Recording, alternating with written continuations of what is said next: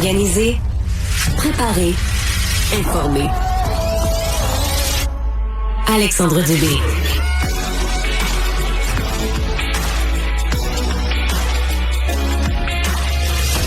Fabien Major est planificateur financier. Bonjour Fabien. Bonjour Alexandre. Alors, qu'est-ce que tu surveilles cette semaine sur le front économique et en bourse? Oui, on va surveiller certainement la hauteur du SP500 et du Nasdaq. Ils ont fracassé des records, comme on le sait. Est-ce que ça va tenir cette semaine? Parce qu'il y a de gros chiffres qui s'en viennent, notamment aujourd'hui, les ventes au détail et la production industrielle en Chine. On saura aussi où se trouvent les mises en chantier, permis de construire et la production industrielle aux États-Unis. Et aussi les résultats de Home Depot seront connus. Un peu plus tard, nous aurons ceux de Walmart. Et puis, les résultats d'NVIDIA, ça s'en vient. Mais à l'horizon, il y a un symposium de Jackson Hole. C'est à la fin du mois, mais déjà, on commence à entendre certains discours. Il y a des petites fuites de par-ci, par-là. Et c'est le nouveau président de la Fed, Kevin Warsh, qui va faire son allocution. Raconte-nous l'histoire de cette ancienne conseillère qui, sans scrupule, pigeait dans les comptes de clients décédés. C'est la pire chose qu'un professionnel de la finance peut faire, et elle s'est fait pogner. C'est une ancienne employée de la BMO à Squamish, en Colombie-Britannique. Elle reconnaît s'être approprié près de 25 000 $ dans les comptes de plusieurs clients, mais elle ciblait les gens qui avaient déménagé l'étranger ou encore les personnes décédées. Et la façon dont elle fonctionnait, c'est qu'elle émettait une traite bancaire achetée à même le compte d'un ancien client et déposait le tout dans son propre compte de banque. Elle a été congédiée. Les clients ont été remboursés avec intérêt par la banque, mais la sanction, c'est une interdiction permanente d'exercer, une amende de 50 000 $ et les remises de profit qu'elle a pu faire, en fait, et puis tous les frais, tout ça. Mais un petit rappel pour le grand public, il faut vérifier toujours qu'il y a procuration ou accès au compte d'un proche décédé et exiger des relevés de manière régulière, à toutes les semaines, par exemple. C'est un moyen, je pense, d'éviter ce genre de soucis. Parce que Fabien, tu as le lien de confiance, là.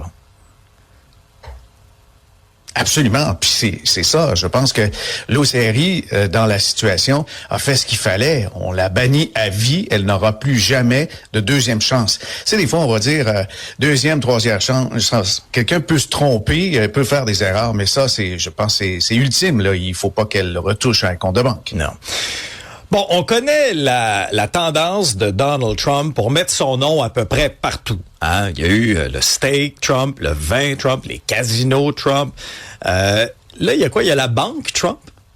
Ouais, ça s'en vient, la banque Trump. C'est vrai? Parce que ses garçons, Eric et Don Jr., ont réussi à avoir le feu vert de l'Office de la Comptroller of Currency, qui est dirigé en passant par John Gould, qui a été nommé par Donald Trump. C'est lui qui donne le feu vert si quelqu'un veut s'ouvrir une banque aux États-Unis. Et là, on va faire je pourrais dire une continuité de ce qui existe déjà avec la compagnie de crypto. Oui, cette même compagnie de crypto qui a fait perdre 95% de la valeur à ses déposants, là, ça devrait devenir une banque pour faire des activités, notamment internationales. Et quand la sénatrice Elizabeth Warren a dit « On n'a jamais observé autant de conflits d'intérêts d'une telle ampleur dans une administration fédérale », la Maison-Blanche a répliqué que non, c'est impossible parce que ni le président et sa famille ne se sont jamais trouvés, ne se trouveront jamais en conflit d'intérêts. On sait parce que avec le nouveau responsable de la justice américaine, Todd Blanche, ça tient toujours l'histoire qu'ils ont absolution complète pour les événements passés et futurs. La famille Trump ne pourra donc être prise à défaut en ce qui concerne les conflits d'intérêts ou les malversations. Alors pourquoi pas s'ouvrir une banque, hein? Puis là-dessus, Alexandre, moi je me demande la question ultime de loyauté pour la base MAGA. Est-ce que tous ceux qui sont de fervents admirateurs de la famille Trump sont prêts à déplacer toutes leurs épargnes et toute leur activité commerciale et déposer ça dans la banque Trump? Est-ce que le Nick et Bessent vont avoir confiance pour que toute leur entreprise fasse affaire avec cette banque?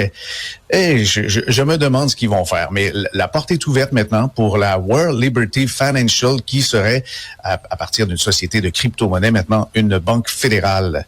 Ben, Fabien, c'est à se demander si, dans le fond, ça va être quoi? Ça va être les dépôts directs dans le compte chèque du Donald, à sens unique. Je pense que oui, ça va être comme ça. Et il avait, James Bond, lui, c'était un permis de tuer, mais là, c'est un permis de frauder qu'il a, puisque son passe-droit avec l'Agence du revenu américaine lui permet de faire n'importe quoi, et jamais lui et ses enfants et sa descendance future ne pourraient être accusés de quoi que ce soit. Non, nous ne sommes pas dans une comédie, c'est carrément ce qui se passe présentement aux États-Unis avec cette nouvelle banque qui va peut-être avoir le même sort finalement que le vin, la compagnie aérienne, la fiducie et les steaks Trump. Ça va finir aux oubliettes ou en faillite. Merci Fabien, salut. Merci.